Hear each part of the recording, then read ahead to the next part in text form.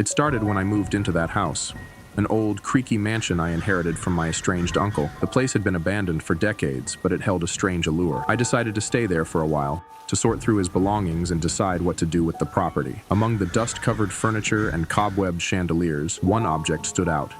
A massive, ornate mirror in the hallway. Its frame was carved with intricate designs of vines and faces, so lifelike they seemed to be watching me. Despite its beauty, the mirror gave me an unsettling feeling, as if it held secrets it didn't want me to know. That first night, I began hearing noises, a faint whispering sound, like voices just out of reach. At first I thought it was the wind, or maybe my imagination, but then things started to happen. One evening, as I walked past the mirror, I noticed something strange. My reflection didn't quite match my movements.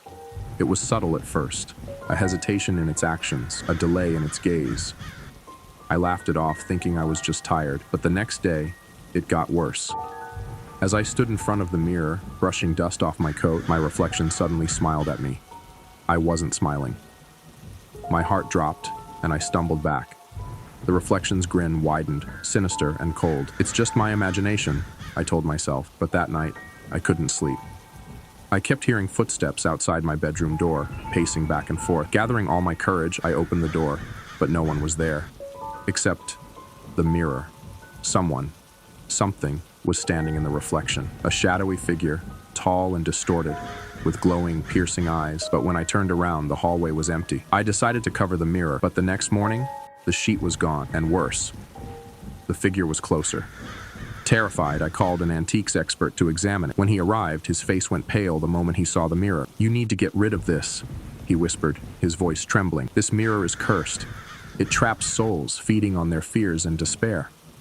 But before we could remove it, the door slammed shut, and the room went ice cold. The expert screamed as the mirror pulled him toward it, his reflection distorting as if it were swallowing him whole. And then, he was gone. I ran, abandoning the house, never looking back. To this day, I don't know if the mirror still stands in that cursed mansion, or if someone else has found it. But I'll warn you this. If you ever come across an antique mirror with faces carved into its frame, don't look too closely. You might not like what looks back. And what do you think?